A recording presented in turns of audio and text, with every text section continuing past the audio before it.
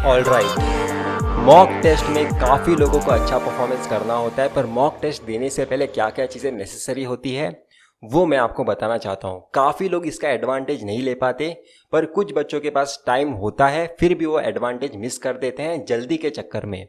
बहुत सारे लोग को जल्दी होती है मॉक टेस्ट में जाके अपना अपीयरेंस देने की और चेक करने की वो एटलीस्ट इस टाइम पे कहाँ पे लाई कर रहे हैं। उन्हें पता बहुत ज़्यादा जल्दी पता करना है कि कहाँ पे लाई कर रहे हैं, पर उसका कोई एडवांटेज नहीं है। क्यों? क्योंकि अभी बहुत सारे बच्चे अपीयरेंस अपना देंगे नहीं, तो जो भी आपको रैंक पता चलेगा ना वो एक्यूरेट रैंक नहीं होगा। क्योंकि जनवरी मंथ में जाके बहुत सारे बच्चे अपीयर करेंगे, तो हो सकता है अभी आपको जो रैंक मिले वो टाइम के साथ पीछे भी जा सकता है। तो इसलिए रैंक के हिसाब से भी उसमें कुछ रिलेवेंस है नहीं। और गेट एग्जाम होने वाली है फरवरी मंथ में, तो आपके पास इंप्रूवमेंट का स्कोप है। तो आपका मार्क्स भी आपको कुछ इतना रेलेवेंस इंफॉर्मेशन देगा नहीं, सिर्फ डीमोटिवेशन दे सकता है, क्योंकि आप अपना अच्छा परफॉर्मेंस नहीं दे सकते इस टाइम पे। तो अभी आपको क्या करना नेसेसरी है वो मैं आपको बताऊंगा। जिन बच्चों की भी प्रिपरेशन कुछ भी बाकी नहीं है, कुछ रिवीजन बाकी हो सकती है, कुछ सब्जेक्ट को स्ट्रॉन्ग करना बाकी हो सकता है, कुछ टॉपिक्स को स्ट्रॉन्ग करना बाकी हो सकता है, तो वो कैसे कर सकते हैं वो मैं आपको बताऊंगा। आपको अगर मॉक टेस्ट में बहुत ही बेहतरीन परफॉर्म करना है या फिर गेट एग्जाम में भी बहुत बेहतरीन परफॉर्म करना है, तो आपके लिए एक चीज़ समझना काफ़ी ज़्यादा इम्पॉर्टेंट है। मॉक टेस्ट एक ऐसा टेस्ट है जहाँ पे 10 सब्जेक्ट एक साथ आने वाले हैं। तो 10 सब्जेक्ट तो एक साथ तब हैंडल होगे ना जब 2-3 सब्जेक्ट अच्छे से हैंडल कर पाएंगे। इसलिए मैं आपको बताना चाहता हूँ कि कॉम्बिनेशन सब्जेक्ट टेस्ट या फिर मल्टी सब्जेक्ट टेस्ट जो आपके टेस्ट सीरीज में होता है, एक पोर्शन टेस्ट सीरीज का, उसे करना काफ़ी ज़्यादा नेसेसरी है। उसे हम कैसे करेंगे? मैं चाहता हूं कि आप वो अलग पोर्शन है ना as a revision tool use करो। जब भी आपको 2-3 सब्जेक्ट एक साथ रिवाइज करने होंगे, कॉम्बिनेशन सब्जेक्ट टेस्ट दे दो विदाउट रिवीजन। मतलब मैंने 2-3 सब्जेक्ट्स प्रिपेयर कर लिए या फिर रिवीजन कर लिए, मैं चाहता हूं कि वो 2-3 सब्जेक्ट्स मैं कुछ टाइम बाद 5 दिन बाद वापस से रिकॉल करूं। तो रिकॉल करने के लिए मैं अपनी वापस से बुक नहीं पढ़ूंगा या फिर शॉर्ट नोट्स नहीं पढ़ूंगा, मैं यूज करूंगा कॉम्बिनेशन सब्जेक्ट टेस्ट। और कॉम्बिनेशन सब्जेक्ट टेस्ट आप अपने वीक पोर्शन के लिए भी यूज कर सकते हो, स्ट्रॉन्ग पोर्शन के लिए भी यूज कर सकते हो। यहाँ पे मैं कोई लिमिटेशन नहीं दूंगा कि कॉम्बिनेशन सब्जेक्ट टेस्ट सिर्फ वीक पोर्शन के लिए दो। क्यों? क्योंकि हम कॉम्बिनेशन सब्जेक्ट टेस्ट यूज क्यों कर रहे हैं, उसका मेजर रीजन क्या है कि हम अपनी एबिलिटी जनरेट करना चाहते हैं 2-3 सब्जेक्ट्स को एक साथ हैंडल करने की। हम कॉम्बिनेशन सब्जेक्ट टेस्ट इसलिए नहीं दे रहे कि हम कुछ चीजें स्ट्रॉन्ग करनी है, हमें हैंडल करने आने चाहिए 2-3 सब्जेक्ट एक साथ। इसलिए हम मल्टी सब्जेक्ट टेस्ट देंगे दिसंबर मंथ में। अब बात करते हैं वीक सब्जेक्ट्स को आप कैसे स्ट्रॉन्ग कर सकते हो। आपके अभी तक जो भी वीक सब्जेक्ट है या फिर वीक टॉपिक्स है, उसमें आपने बहुत ट्राई किया होगा मेरे ख्याल से, फिर भी आपके वो वीक सब्जेक्ट्स ही हैं। तो आप कॉन्सेप्चुअली खुद को इंप्रूव नहीं कर सकते इस टाइम पे, आपको पता है। तो आप क्या कर सकते हो, आपके पास अभी चांस क्या है, मतलब अभी आप मेरे पास अपॉर्चुनिटी क्या है वो मैं आपको बताऊंगा। आप अलग अलग कॉम्बिनेशन खुद को पता करने के बारे में जान सकते हो। मतलब हर पत्थर के नीचे क्या है वो मुझे पता होना चाहिए, ताकि एग्जाम में कोई भी पत्थर आ जाए तो मैं बता दूंगा कि इस पत्थर को के लिए क्या करना चाहिए।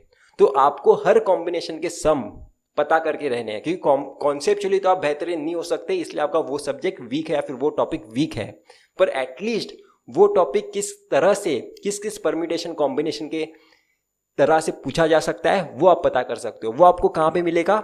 बिट्स एंड बाइट्स के बुक में। बिट्स एंड बाइट्स के बुक में हर एक चैप्टर पे जितने भी कॉम्बिनेशन बन सकते हैं ना मैक्सिमम, वो सारे कवर हो जाते हैं। तो बिट्स एंड बाइट्स काफ़ी हेल्पफुल बुक है आपको अपने वीक सब्जेक्ट को स्ट्रॉन्ग करने के लिए। मैं बिट्स एंड बाइट्स आपको मैं स्ट्रॉन्ग सब्जेक्ट के लिए नहीं रिकमेंड करूंगा, क्योंकि आपको मज़ा तो आएगा बिट्स एंड बाइट्स सॉल्व करने के लिए अपने स्ट्रॉन्ग सब्जेक्ट में, पर आपको एक्चुअल में करने चाहिए वीक सब्जेक्ट के लिए या फिर वीक टॉपिक्स के लिए। क्योंकि हमें गेट एग्जाम में जो हमारे स्ट्रॉन्ग सब्जेक्ट्स हैं वो तो वहाँ पे भी सॉल्व हो गए, पर वीक सब्जेक्ट भी अगर हम वहाँ पे सॉल्व करके आ गए ना तो हमारा रैंक बूस्ट अप होगा। और ये एग्जामिनेशन है बाकी लोगों से ज़्यादा बेहतरीन परफॉर्मेंस देने की।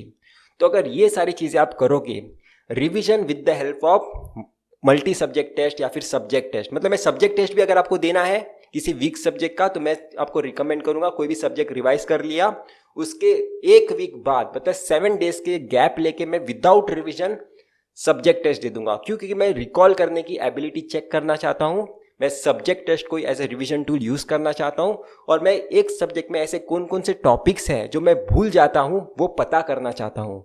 तो विदाउट रिवीजन टेस्ट देने का काफ़ी ज़्यादा एडवांटेज है, क्योंकि गेट एग्जाम से पहले एक वीक आप 10 सब्जेक्ट एक साथ नहीं रिवाइज कर पाओगे, ना ही प्रैक्टिकली पॉसिबल है, ना ही आप में उतनी हिम्मत होगी।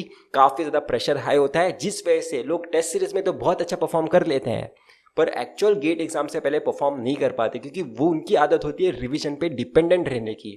तो मैं आपको रिकमेंड करना चाहता हूँ कि आपको इंडिपेंडेंट होना होगा रिवीजन से।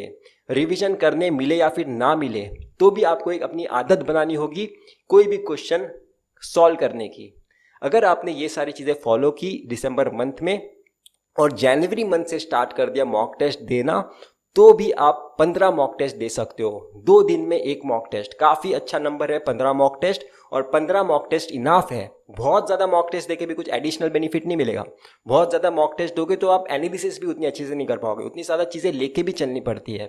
इनाफ नंबर ऑफ दो, 15 मॉक टेस्ट इनाफ है, काफ़ी बेहतरीन रैंक आ सकता है। 1-2 CBT भी दे देना, आपको काफ़ी ज़्यादा आप अपर हैंड के साथ जा सकते हो। आपका काफ़ी अच्छा लेवल होगा बाकी लोगों के कंपैरिजन में, क्योंकि जो लोगों की पेंडिंग सब्जेक्ट्स कोई बाकी नहीं है, कोई भी सब्जेक्ट्स बाकी नहीं है, सिर्फ रिवीजन की एक्टिविटी है, कुछ टॉपिक स्ट्रॉन्ग करने हैं, तो ये वीडियो आपके लिए काफ़ी ज़्यादा हेल्पफुल है आपका रैंक बूस्ट अप करने के लिए गेट एग्जाम में। क्योंकि गेट एग्जाम है फरवरी मंथ में, अभी भी हमारे पास 2 मंथ है, तो हमें मॉक टेस्ट में वेस्ट नहीं करना है। हमें मॉक टेस्ट को भी यूज़ करना है जनवरी मंथ में, और उससे पहले वाला मंथ जो दिसंबर है उसे हमें वीक सब्जेक्ट को स्ट्रॉन्ग करने के लिए हेल्प करना है। तो मैं होप कर रहा हूँ मैंने आपको कुछ प्रॉब्लम सॉल्व करी होगी। कोई भी प्रॉब्लम हुई तो इंस्टाग्राम पे मैसेज करो, मैं उसे पढ़ूंगा और उस पर एक वीडियो बनाऊंगा। तो इतना ही था इस वीडियो में, हम फिर मिलेंगे किसी वीडियो के साथ। Till then bye.